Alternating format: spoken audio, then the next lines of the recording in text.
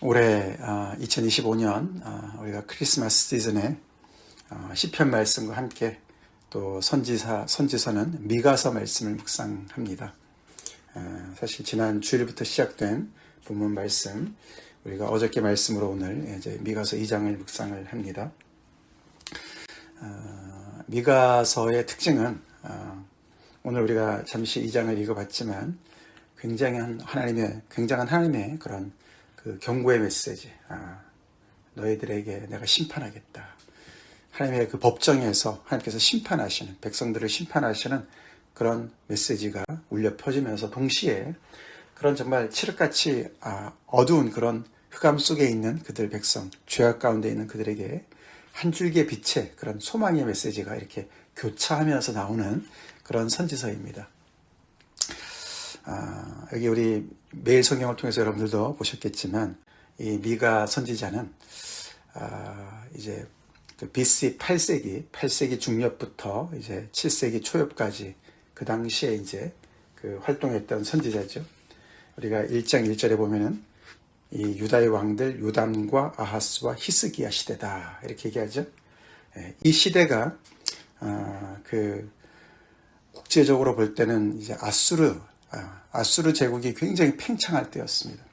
그래서 북이스라엘이 멸망을 당하고 그리고 이 남유다도 굉장히 거기에 영향을 받는 그런 시대였습니다. 그래서 우리가 히스기야 시대 그러면은 어떤 선지자가 생각납니까? 대표적인 선지자 이사야죠, 그렇죠? 이사야. 그 아수르가 사내립이 쳐들어왔을 때 이사야가 함께 기도하면서 하나님께서 기적적으로 그들을 구원해주는 역사, 그런 이야기가 있죠. 그래서 이 미가 선지자는 이사야와 동시대 사람인 것을 우리가 알 수가 있습니다. 근데 그 미가는 모레셋 사람이다 이렇게 이제 1절에 나와 있어요, 그렇죠? 모레셋 사람. 이 모레셋은 그 예루살렘에서 남서쪽에 있는 조그만 소도시입니다. 변방이죠. 그래서 이 이사야와는 좀 다르게 미가는 유다 변방 시골 출신 선지자였어요.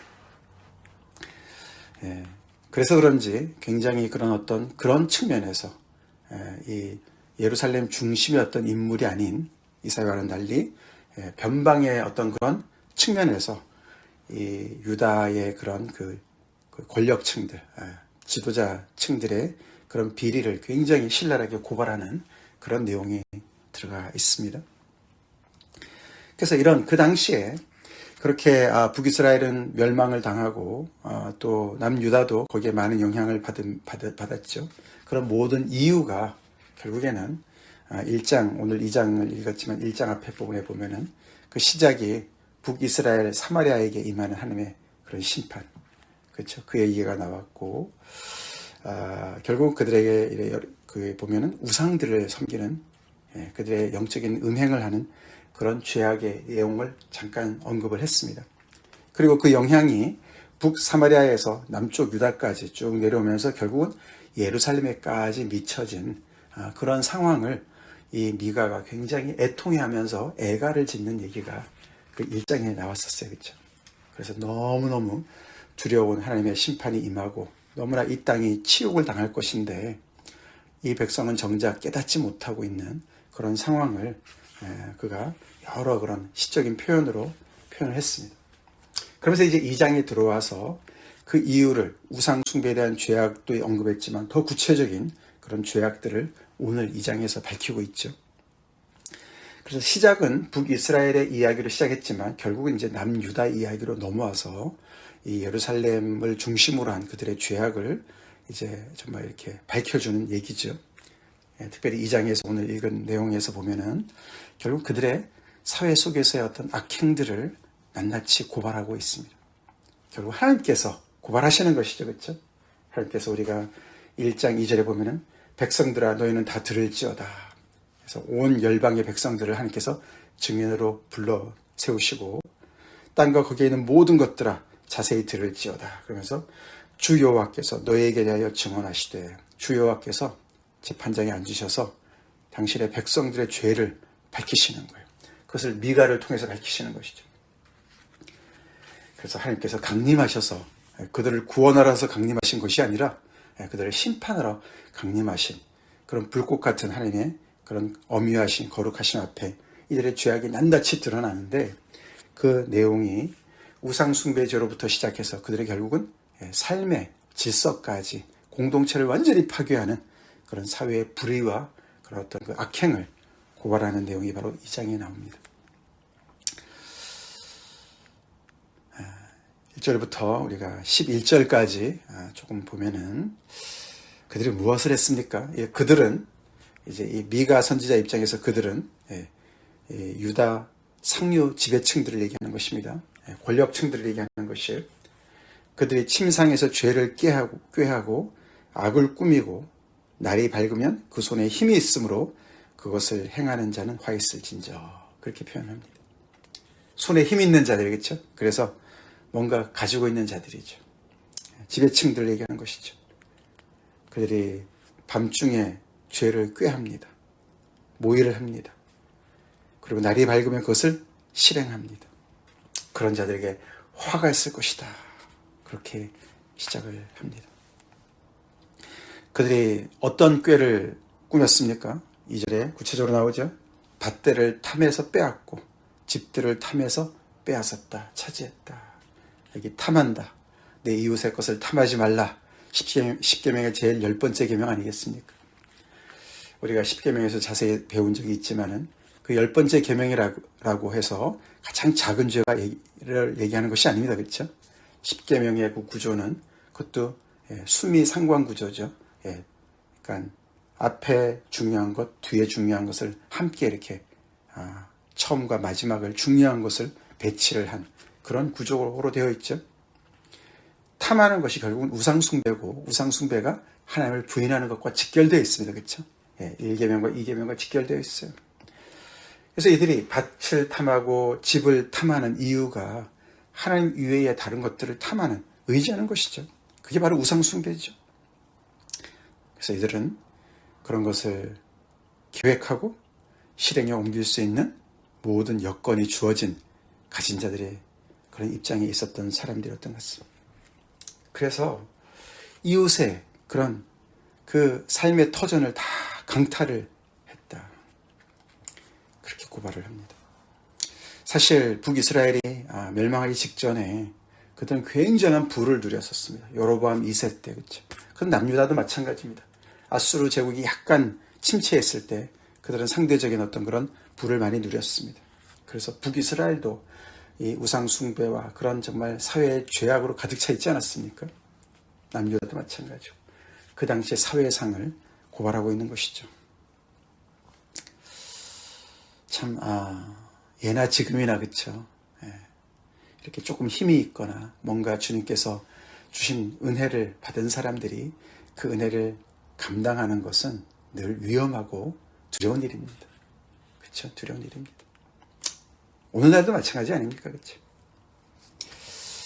자, 그런 자들을 하나님께서 3절에 그러므로 하나님께서 관여하시죠. 여호와의 말씀에 내가 이 족속에게 재앙을 계획한다라고 선포하십니다. 이게 그냥 미가가 봤을 때 너무나 해도 너무한다, 양심선언을 하는 것이 아닙니다. 하나님께서 말씀하시는 거예요. 하나님의 말씀을 선포하는 것이죠. 그렇죠? 대언하는 것이죠. 하나님께서 언약의 주체자인 이 백성의 진정한 왕이신 하나님께서 이 족속에게 재앙을 계획하신다. 똑같이 갚으시는 거죠. 그들이 침상에서 꾀하니까, 계획하니까 하나님께서도 계획하시는 거예요. 그들이 이웃을 향해서 재앙을 계획하니까 하나님께서도 그들을 향해서 재앙을 계획하신다. 누가 이기겠습니까? 두려운 하나님을 우리는 알아야 될 줄 믿습니다. 이들이 하나님을 완전히 깡그리 무시하고 이렇게 그들의 가진 그 쥐꼬리만한 그 권세로 그 이웃들을 그렇게 괴롭힐 때 하나님께서는, 천지를 지으신 하나님께서는 그들을 향해서 재앙을 계획하신다고 말씀하십니다.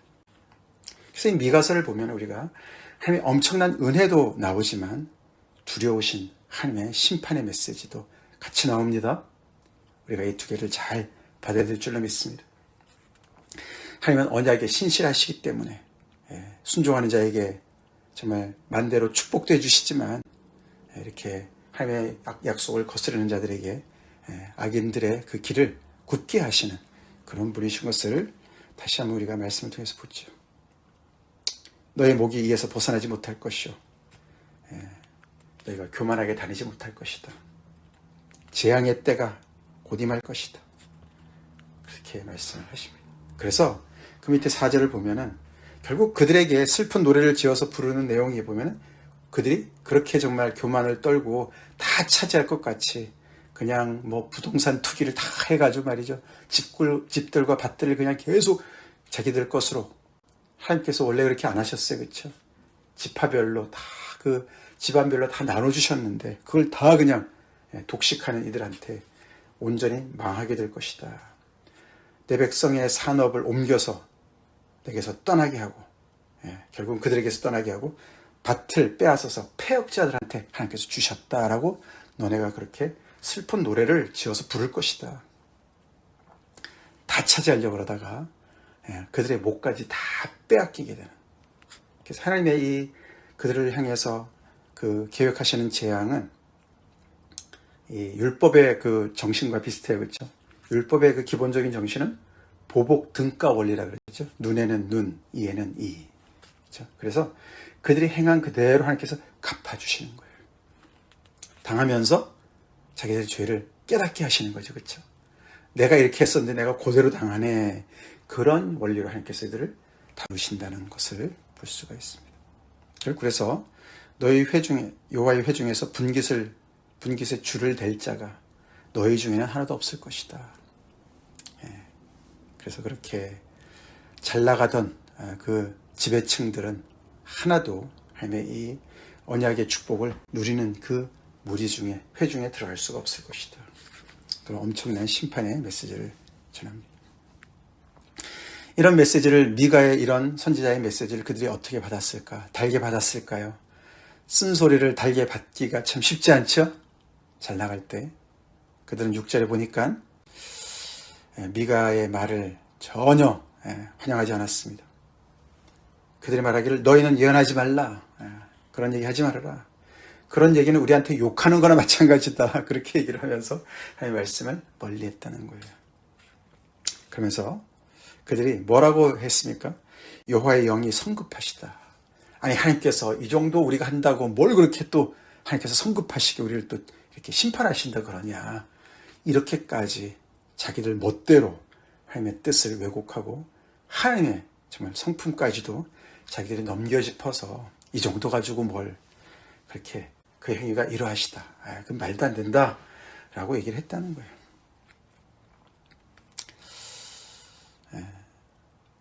그래서 이들은 정말 하나님의 그 경고의 메시지를 귀가 있어도 듣지 못하고 눈이 있어도 보지 못하는 상황에 처하게 됐음을 볼 수가 있습니다. 이사야서 말씀에 여러 가지 내용과 이렇게 같이 울립니다. 그렇죠? 이들이 무슨 죄악을 졌느냐 8절에 또 나옵니다. 그렇죠?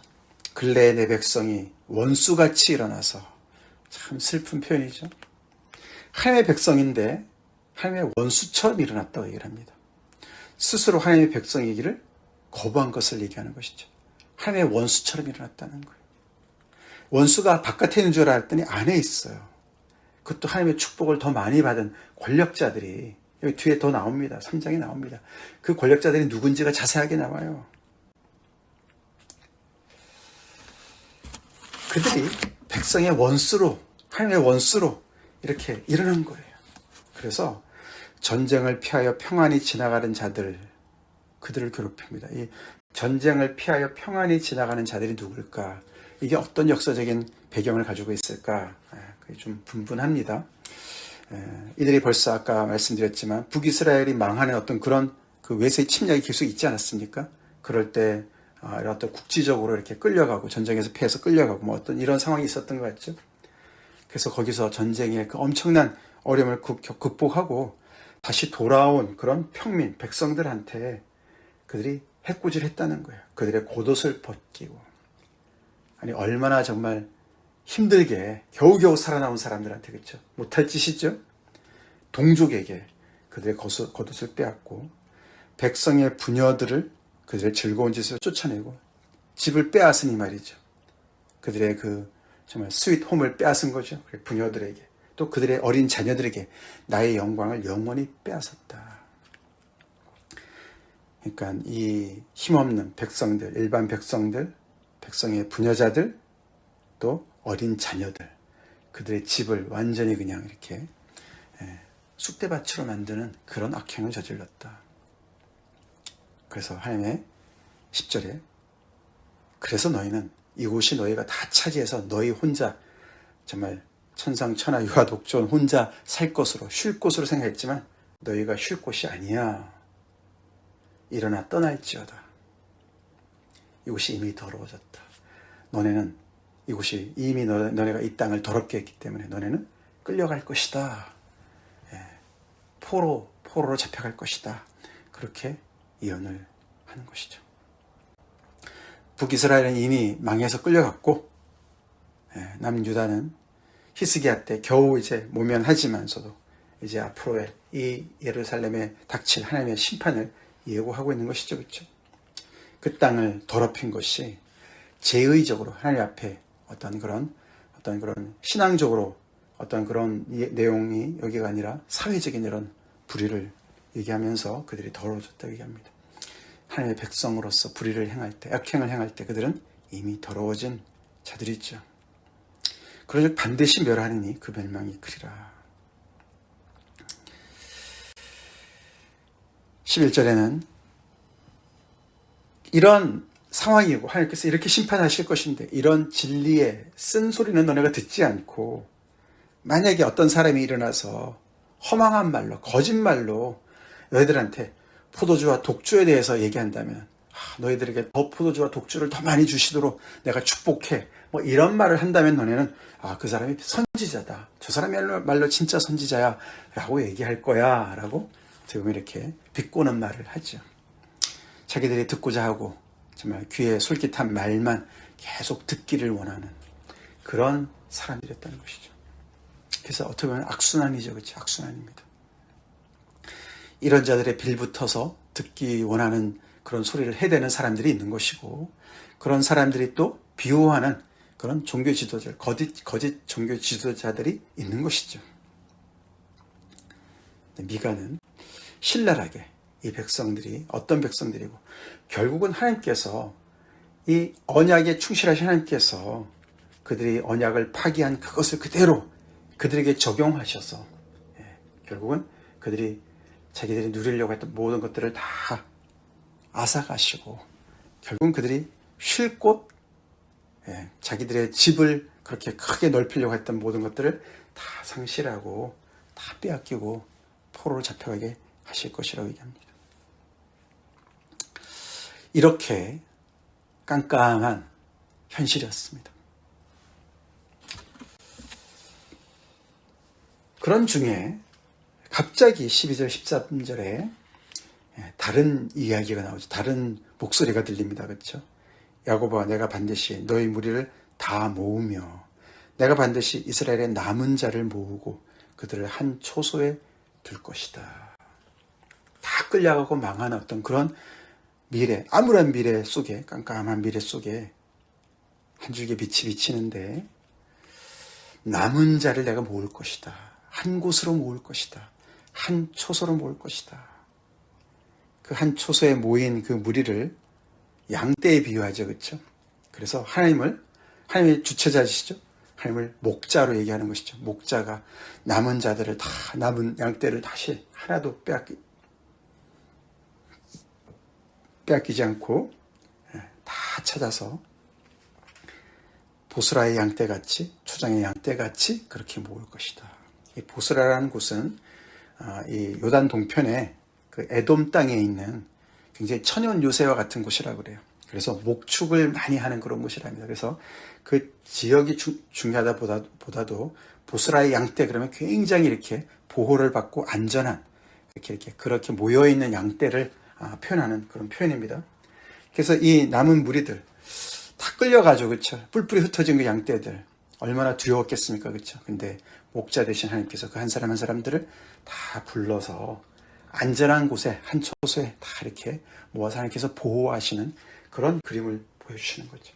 그래서 그 사람들이 크게 떠들 것이며 그들이 너무너무 기뻐서 정말 그들이 이렇게 온갖 그런 정말 즐거움의 그런 목소리를 낼 것이며 길을 여는 자가 그들 앞에 올라가고 그들은 길을 열어 성문에 이르러서는 그리로 나갈 것이며 그들의 왕이 앞서가며 여호와께서는 선두로 가시리라.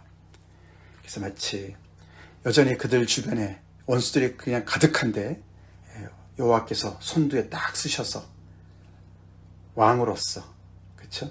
그들을 다 모아서 그것을 이렇게 돌파하는, 그래서 하나님께서 그 한 초소로 인도하시는 그런 모습으로 소망의 메시지로 오늘 본문을 끝냅니다. 결국 이들이 의지할 자는 귀인들이 아니었습니다. 그렇죠? 우리가 146편, 우리 시편 146편 지난 주일에도 우리가 묵상했지만 귀인들을 의지하지 말며 도울 힘이 없는 인생도 의지하지 말지니 그의 호흡이 끊어지면 흙으로 돌아가서 그날에 그의 생각이 소멸하리로다. 이 나라의 문제는 결국은 지도자들의 문제였습니다. 그렇죠? 북이스라엘도 그랬고 남유다도 그랬습니다. 물론 백성들도 가세했습니다. 결국 그래서 그들은 이런 타락한 그 지도자들 아래에서 너무나 신음하고 또 그들로부터 그런 잘못된 영향을 받아서 잘못 인도함을 받고 그런 자들이었어요. 그래서 하나님께서 개입하시는 것이죠. 야곱의 하나님을 자기의 도움으로 삼으며 여호와 자기 하나님께 자기의 소망을 두는 자는 복이 있다. 아멘. 그렇죠? 그래서 하나님께서 정말 천지를 만물을 다 지으신 하나님께서 또 이렇게 억눌린 사람들을 위해서 정의를 베푸시고 굶주린 자에게 먹을 것을 주시고 그런 정의를 베푸시는 그 하나님께서 이들을 이렇게 다시금 회복시키시는 그 내용이 미가서에서도 반복되어서 나오고 있습니다. 그런 면에서 이 미가서의 말씀이 이 크리스마스 시즌과 너무나 닮아 있습니다. 그렇죠? 우리 아까 찬송가 112장 그 맑고 환한 밤중에 찬송했어요. 그렇죠? 이 밤중에, 그렇죠? 밤중에 지금 천사가 내려온 것이죠. 밤중에 양을 치던 목자들이 그 천사의 말을 듣고서 구주가 나신 그 소식을 듣습니다. 그렇죠? 제일 첫 번째 구주가 탄생하셨다는 그 소식을, 복음을 들은 대상은 목자들이었어요. 그렇죠? 양을 치던 목자들이었어요. 그 당시에 가장 천한 직업 중에 하나였다 그러죠. 그들이 투잡을 뛰었다 그래요. 낮에는 다른 일을 하고 밤에는 또 양떼를 지키고, 그렇게 어려운 그 당시에 너무나 암울한 시대를 이렇게 밤중에 어떤 그런 것과 연결이 되어지는 것이죠. 그때 예수님께서 탄생한 소식을 들은 것처럼 미가서도 이렇게 정말 하나님의 심판에, 임박한 심판에 이미 북이스라엘은 받았고 남유다도 계속해서 그 길로 계속 한 걸음 한 걸음 더 가까이 가는 그런 상황 속에서 하나님의 라스트, 마지막 메시지는 심판으로 끝나는 것이 아니라 이렇게 소망으로, 구원의 메시지로 끝나고 있고, 결국은 이를 위해서 하나님께서 그들의 왕이 앞서가며 여호와께서는 선두로 가시리라. 그래서 이 왕이 여호와도 되시지만 결국은 예수님을 상징하는 그런 메시지로도 연결이 되어지고, 그래서 우리가 미가서 5장에 그쵸? 너 그쵸? 베들레헴 에브라다야, 내가 작은 고울이라도 너가 작지 않다. 너에게서 한 구원자가 나올 것이다. 바로 그 얘기가 마태복음에서 언급되지 않습니까? 그렇죠? 그래서 가장 낮은 곳으로, 낮은 대상으로 양떼들을 치는, 밤중에 양떼를 치는 목자들에게 말구유로 오신 예수님, 그 하나님의 놀라우신 이 낮은 자의 하나님의 모습을 그렇게 연결지어서 우리가 묵상하게 되는 것이죠. 오늘날에도 이것저것 우리가 세상에 돌아가는 이야기들 보면, 그쵸? 가진 자들의 횡포 속에서 신음하는 많은 사람들이 있고 어려움이 있습니다. 그럴수록 우리는 이 한 줄기의 빛 되시는 예수님을 붙잡아야 될 줄 믿고, 우리가 주님 때문에 소망하고 그 주님을 의지하고 새 힘을 얻고 구원 얻고 소망 가운데 그 복음을 전파해야 될 줄로 믿습니다. 어둠은 어두울수록 빛은 더 바래지는 것처럼, 발휘하는 것처럼 하나님의 구원의 메시지가 더욱더 강력하게 외쳐지는 그런 정말 이 시대가 될 수 있도록 기도합시다. 다 같이 기도하겠습니다. 하나님 감사합니다. 이렇게 크리스마스를 앞두고 미가 선지자의 말씀을 우리가 묵상합니다.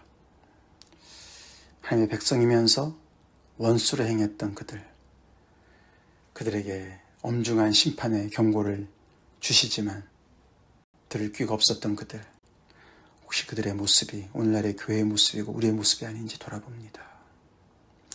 하나님이 주신 축복을 욕심으로 더욱더 탐내고 이웃의 것까지 빼앗고 그들의 삶의 터전을 다 망가뜨렸던 이 말도 안 되는 하나님의 백성들의 이 악행을 그냥 놔두지 아니하시고 바로잡으신 하나님, 그러면서 결국에는 그들을 하나님의 백성으로 구원하시고 하나님의 백성으로 세우시는 하나님의 그 열심을 인하여서 감사드리며, 그런 열심 속에 아들을 이 땅에 보내주신 하나님께 감사드립니다. 오늘날에도 아버지, 많은 사회의 악행들과 부조리를 보면서 우리가 정말 절망할 때가 많이 있습니다. 그러나 주님, 그럴수록 우리가 더욱더 우리 자신을 돌아보며 하나님의 말씀에 따라 아버지 정의를 행하며 아버지 정말 여러 가지로 억눌린 자들을 보살피며 가난한 자들과 나그네와 고아와 과부를 아버지 보살피신 하나님처럼 그렇게 우리가 아버지 그런 하나님의 뜻을 행하는 백성으로 바로 서게 도와주시고, 이런 와중에도 아버지 우리의 목자 되시고 우리의 왕 되시는 주님을 온전히 신뢰하고 주님만을 신뢰하고 따라가는 저희가 되게 하여 주시옵소서. 예수님을 받들어 간절히 기도올리옵나이다. 아멘.